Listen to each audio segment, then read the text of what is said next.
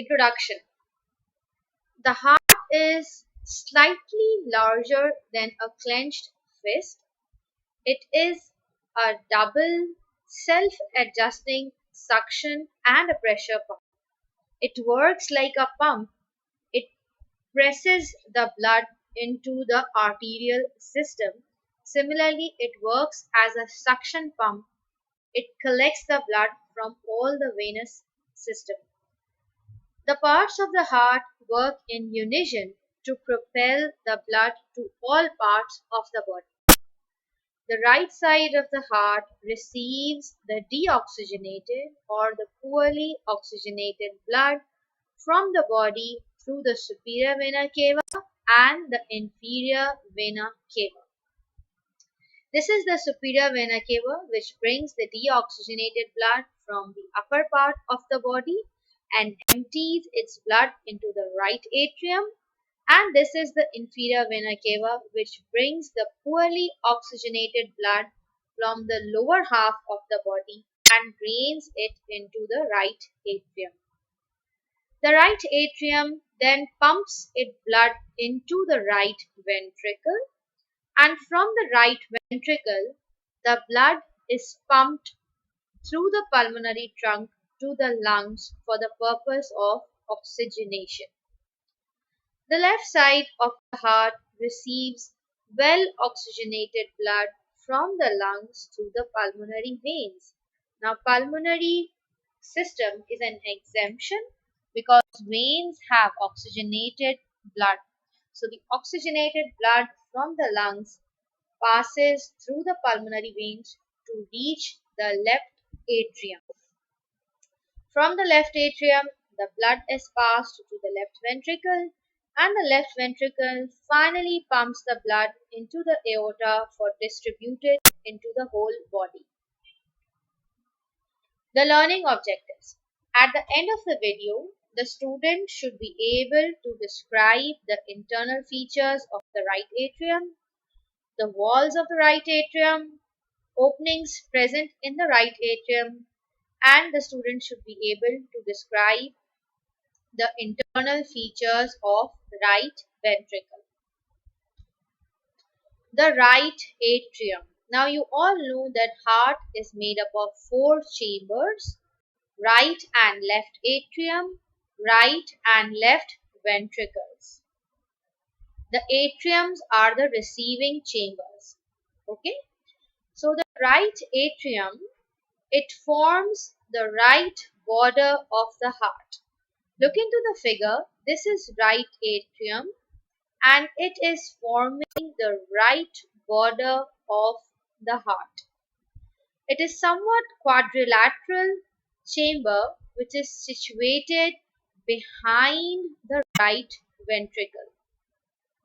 The right atrium receives the deoxygenated blood from the superior vena cava, from the upper part of the body, from the inferior vena cava, from the lower part of the body. It also receives the coronary sinus, which drains the walls of the heart. So the coronary sinus basically brings the poorly oxygenated blood from the walls of the heart. This is anterior view of the right atrium. You can see it is forming the right border of the heart and is situated behind the right ventricle. This is the posterior view of the right atrium, and you can clearly see it is somewhat a quadrilateral chamber which is receiving the 2 major veins, the superior vena cava and the inferior vena cava. The right atrium also receives the coronary sinus, which will be discussed in the next lectures. The right atrium mainly consists of a main cavity and a small outpouching, the auricle. So when you look the right atrium, it contains a main cavity as well as it contains a small outpouching, an ear-like projection which is called as the right auricle. When you look the right auricle, it actually overlies the ascending aorta. So this part of aorta is called as the ascending aorta, and the right auricle overlaps or overlies the ascending aorta. The interior of the right atrium. The interior of the right atrium is divided into two continuous spaces. Externally, this division is indicated by a shallow vertical groove, the sulcus terminalis cordis. Sulcus terminalis cordis. So this whole part is the right atrium, and you can see that the right atrium, it has a groove, it has a shallow vertical groove. This vertical groove is called as sulcus terminalis cordis. It actually divides the interior of the right atrium into two continuous spaces. This sulcus extends from the right side of the opening of the superior vena cava to the right side of the opening of the inferior vena cava. We said the interior of the right atrium is divided into two continuous spaces. You can see in this figure. These are the two spaces, a smooth posterior part and a rough anterior part, a rough walled anterior part. Now these are externally separated by the sulcus terminalis cordis. This sulcus is internally represented by the crista terminalis. So in this figure, you can see that this is a cut section of the heart, and crista terminalis can be seen. This is crista terminalis, which on the external side is the sulcus terminalis cordis. तो बाहर से जब हम heart को देखते हैं तो right atrium पे हमें एक ग्रूव मिलता है. उस ग्रूव का क्या नाम है? Sulcus terminalis कॉर्डिस. और जब हम अंदर से इस ग्रूव को देखते हैं तो ये हमें एक एलिवेशन के तौर पे नजर आता है, and that elevation is called as crista terminalis. Crista terminalis is actually a smooth muscular ridge. You can see it is a smooth muscular ridge which is actually dividing the interior of the right atrium into two continuous spaces. The two spaces are a smooth walled sinus venerum. Now you can see this part of the right atrium has a smooth wall and it is called as sinus venerum. It is the main smooth posterior part which lie posterior to the crista terminalis. The sinus venerum receives the opening of the superior vena cava as well as the opening of the inferior vena cava and the opening of the coronary sinus venosus. The second part or the second space of the right atrium is the atrium proper. Now this is the atrium proper. You can see it is the rough anterior part. It lies anterior to the crista terminalis. So this is crista terminalis. The part which is anterior to the crista terminalis, it is rough and it is called as atrium proper. The atrium proper includes the right auricle. You can clearly see into the figure, this is the outpouching which is called as the auricle. Now this part, the atrium proper, is derived embryologically from the embryonic primitive atrium. Its walls are covered by ridges of the pectinate muscles. Okay, so when you look the right atrium, externally it has a groove which is called as sulcus terminalis cordis. When you look the interior view of the right atrium, it is divided into two continuous spaces. the sinus venerum, and the atrium proper. These two divisions are divided by a crust which is called as crista terminalis. The sinus venerum, we are repeating, it is a smooth walled posterior part of the right atrium which receives the openings of the superior, the inferior vena cava and the coronary sinus, while the atrium proper is the anterior part of the right atrium and lying anterior to the crista terminalis. It includes the right auricle and its walls have ridges which are made up of the pectinate muscles, the muscle of the heart.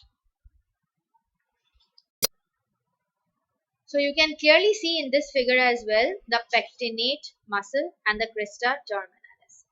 Now when you look the interior of the heart, there is one more wall which is called as the septal wall. The septal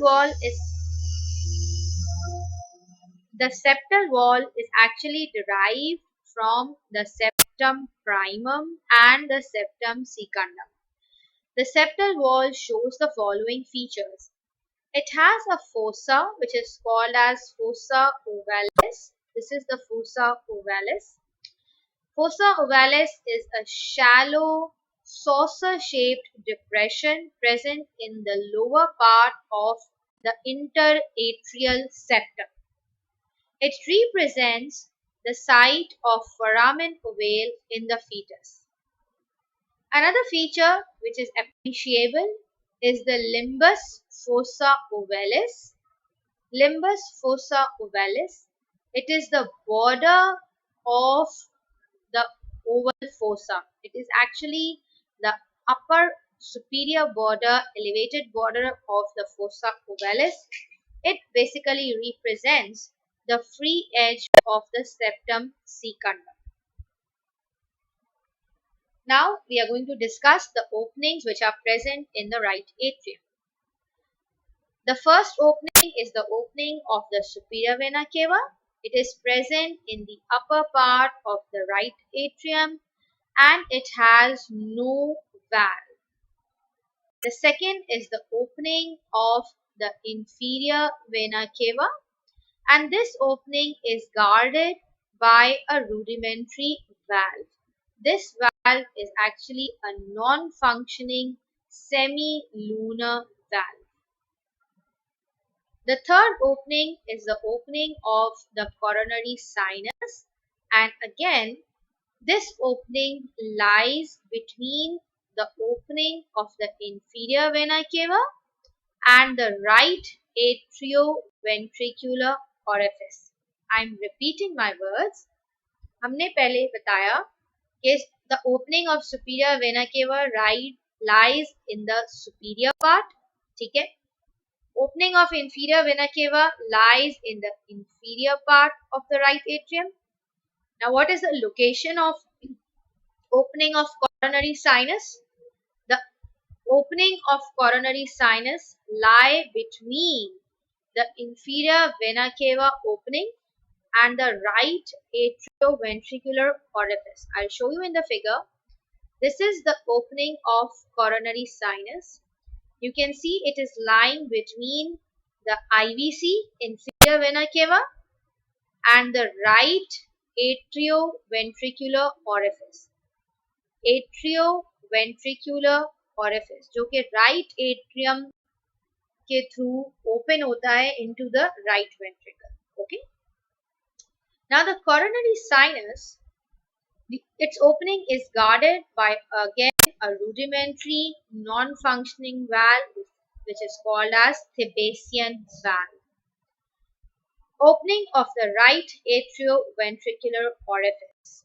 The fourth opening which is present in the right atrium is a communication between the right atrium and the right ventricle. This orifice is guarded by the tricuspid valve.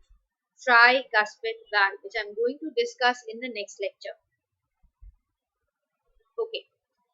There are two more small openings of the vena cordis minimi. Vena cordis minimi are actually the small veins, the small cardiac veins, which open directly into the right atrium. So these are small veins which open directly into the right atrium. Then you have opening of the anterior cardiac veins. These are also small veins which open directly into the right atrium. Okay, so before we move to the right ventricle, we are going to revise our topic. We said that, okay, this is a better image. We said that right atrium is quadrilateral in shape. It forms the right border of the heart. It receives the deoxygenated blood from the body by the superior vena cava and the inferior vena cava, as well as it receives the deoxygenated blood from the walls of the heart by the coronary sinus. The right atrium, the interior, is divided into two continuous spaces by a crust which is called as crista terminalis. It is a elevated muscular ridge. This ridge is represented externally by a sulcus which is called as sulcus terminalis cordis. The two spaces of the right atrium are the sinus venerum, which is present on the posterior wall. The posterior wall, which is smooth, is called as the sinus venerum. It receives the opening of the superior vena cava, inferior vena cava, and the coronary sinus. The second part of the right atrium is the atrium proper, which is the anterior part of the right atrium. Its walls are roughened, they are ridged by the presence of pectinate muscle. The third feature which is present in the right atrium is the interatrial septum, also called as the septal wall. The septal wall has a fossa which is called as fossa ovalis and its border which is called as limbus fossa ovalis. There are numerous openings in the right atrium. Opening of superior vena cava, opening of inferior vena cava, opening of coronary sinus, the right atrioventricular orifice guarded by the tricuspid valve, the opening of the vena cordis minimi and the anterior cardiac veins. Okay जी, अब हम move करते हैं अपने right ventricle पे. The right ventricle, the blood which has been entered into the right atrium during the contraction, this blood empties into the right ventricle. It passes through the right atrioventricular orifice, which is guarded by the tricuspid valve. Now the blood is inside the right ventricle. Okay, so we have to learn the anatomy of the right ventricle. Now in the anatomical position, the right ventricle forms most of the anterior surface of the heart. So this is the anterior surface of the heart. It is mainly formed by the right ventricle. The right ventricle also forms some portion of the diaphragmatic surface of the heart, as well as it forms the entire inferior border of the heart. So three important things you have to remember. The right ventricle is forming anterior surface of the heart. It is forming some part of the diaphragmatic surface of the heart, as well as it is forming the entire inferior border of the heart. Interior of the right atrium. When you look the interior of the right atrium, again it is divided into two continuous spaces. A smooth walled area, you can see in the cut section, a smooth walled area, and again a rough muscular ridged wall. So there are two main areas. The first is the smooth walled area, which is derived embryologically from the bulbus cordis, This smooth walled area, it is the outflow tract of the right ventricle. This is the right ventricle, okay? This is the right ventricle. This part is the outflow tract of the right ventricle. Wait, I'll change the color of the highlighter and then I'll show you. So this is the outflow tract of the right ventricle. The outflow tract of the right ventricle has a smooth walled area and it is derived from the bulbus chordae. This part is called as conus arteriosus into the pulmonary trunk. अब मैं दोबारा बताती हूँ. The first thing, blood सबसे पहले superior vena cava and inferior vena cava के through किस में आएगा? Right atrium में आएगा. From the right atrium, it will enter into the right ventricle. This is a view of the interior view of the right ventricle. ठीक है? Here, this white colored is a valve which is called as tricuspid valve. ठीक है? So blood will enter into the right ventricle and from the right ventricle it will pass into the pulmonary trunk. So the outflow tract, the outflow pathway of the right ventricle has smooth walls and this pathway is called as the conus arteriosus. The second part of the right ventricle. Oh, there is a big mistake. Right atrium likha hua hai. Actually, this is right ventricle. Okay. So, this is right ventricle. Okay. This is right ventricle.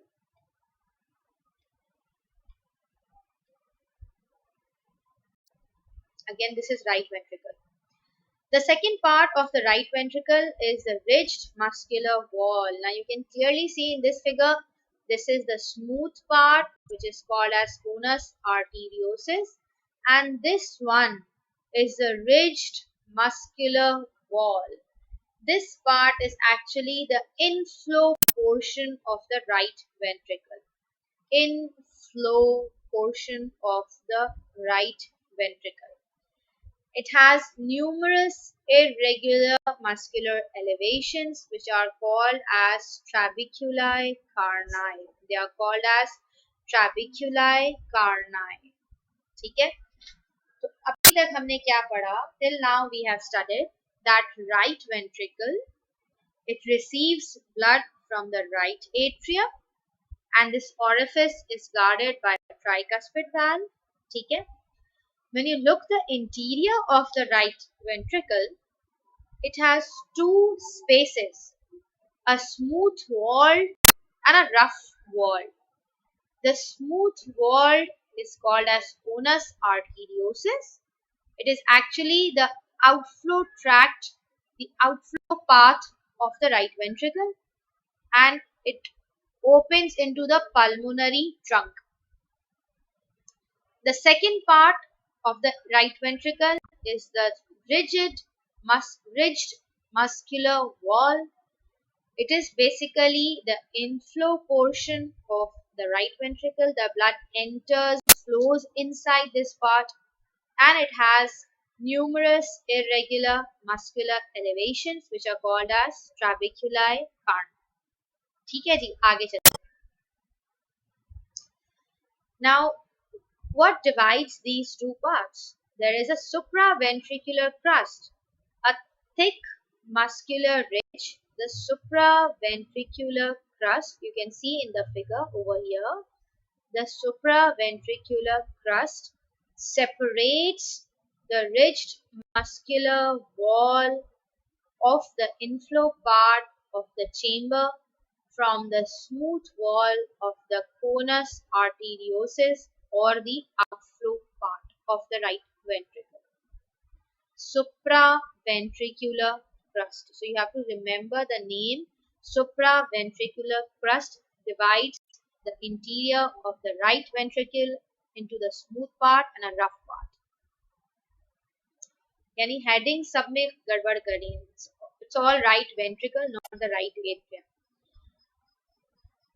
Now, These are the Trabeculae, Carneae. Actually, these are the papillary muscles of the heart. Now, most of the Trabeculae, Carneae form bridges, means both of their ends are attached to the ventricular walls. While some of them form bridges, means one end is attached to the anterior wall, another end is attached to the posterior wall. By this, they form bridges. You can see this is a bridge.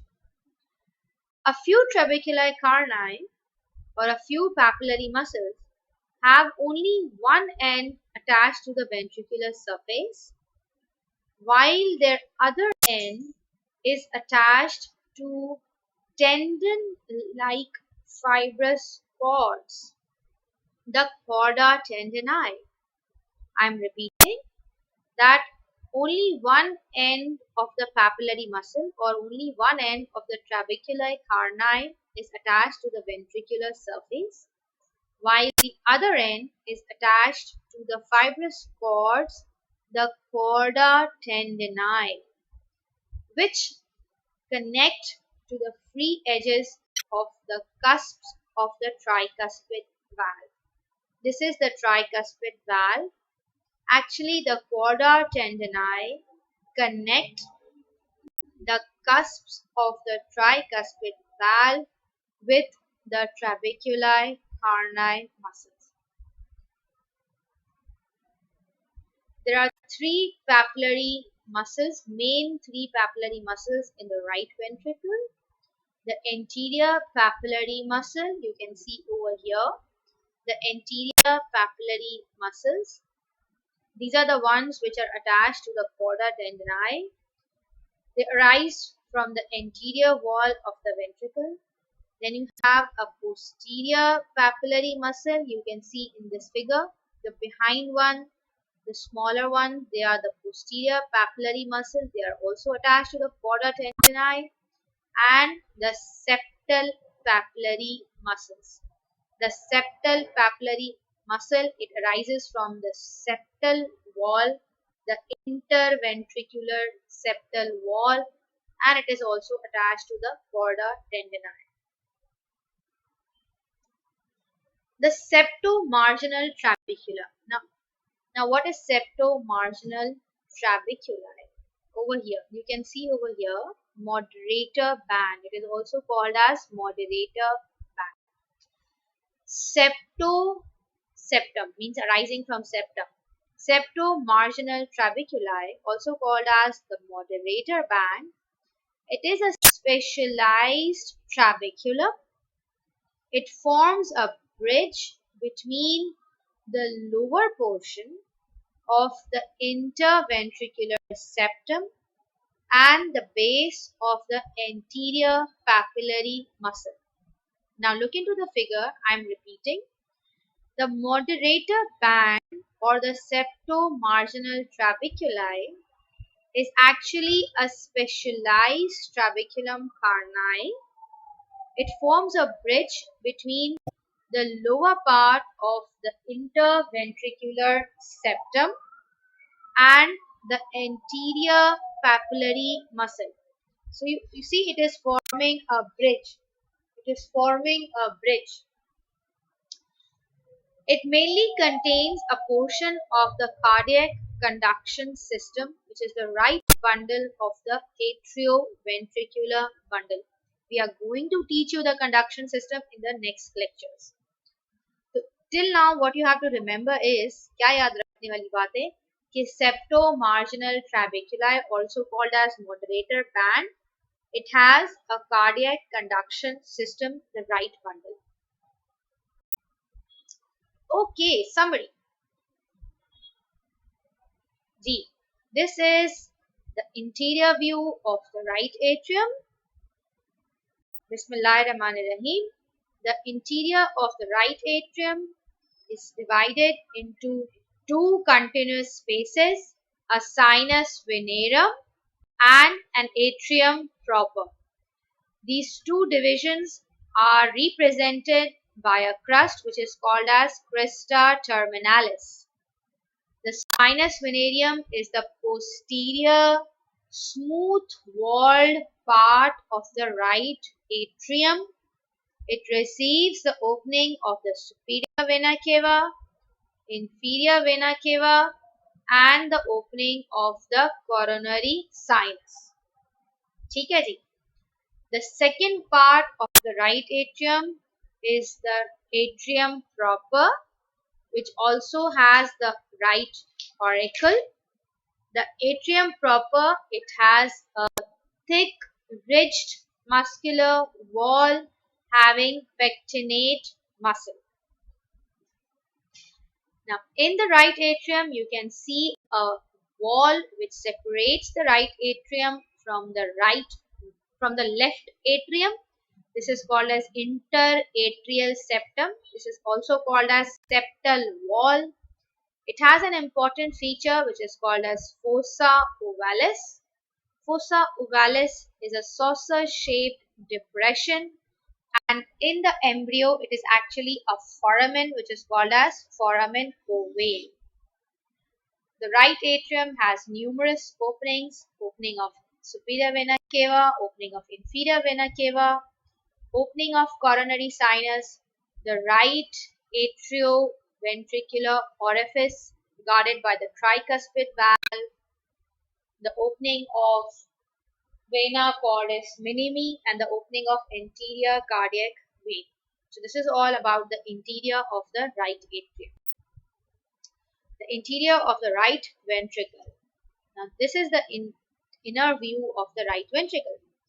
You can see that the right ventricle also has two parts, a smooth part and a ridged muscular part. These two parts are divided by a crust which is called as supraventricular crust. This is the supraventricular crust. The smooth walled part is the outflow tract of the right ventricle, and it is called as conus arteriosus. It opens into the pulmonary trunk. The ridged muscular wall is the inflow part of muscular elevations which are called as Trabeculae carneae. These Trabeculae carneae are pectinate papillary muscles. They are basically the papillary muscles, and these papillary muscles, some of these muscles, they form ridges, some form bridges, and some are attached to the chordae tendineae.